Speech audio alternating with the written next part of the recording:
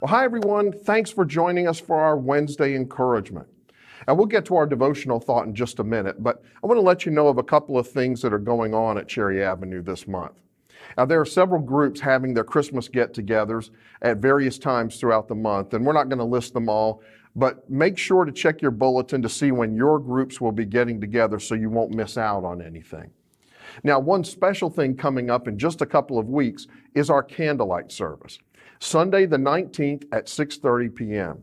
This is always such a wonderful celebration with a lot of people participating, and we hope you'll join us in kicking off your Christmas week with the candlelight service, Sunday the 19th at 6:30 p.m.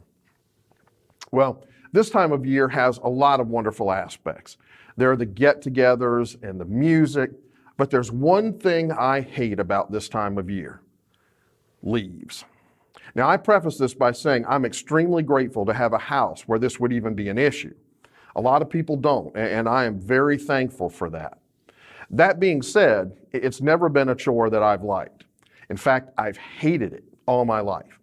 And I have two huge oak trees, one in my yard, one in my neighbor's yard that overhangs mine. And these things just won't stop dropping their leaves and they won't do it at once and be done with it like some trees. No. I go out and I get them up, and the next day it looks like I hadn't done a thing. And I clean them up the next day, especially if it's windy, it can even be worse. And they never really stop dropping them. At some point it just slows down a bit.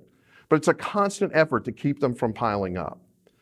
But I'll tell you, it's a lot better for me this year than it was in years past, because I finally bought a gas-powered backpack blower. This thing is a 50cc, 250 mile an hour leaf destroyer. Before I got this, we had to get out the rakes and slowly rake, fill the bags, drag them to the curb, and it took hours.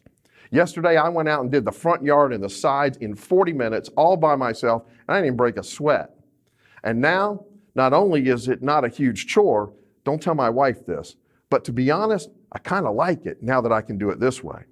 There's something about hearing that engine rev and having the power of 250 mile an hour winds at my command. Oh, yeah. The other day, as I looked out at that fresh blanket of leaves the morning after getting them up the previous afternoon, I thought, those leaves are a lot like the sin in my life. Every day, more and more of them pile up and clutter up my life, and I need to take care of them every day.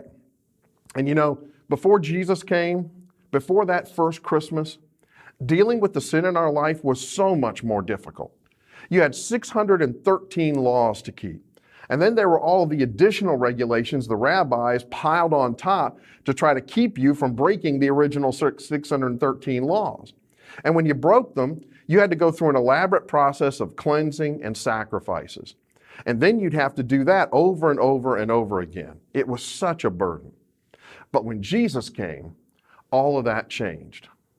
Now, Jesus has become the sacrifice once for all.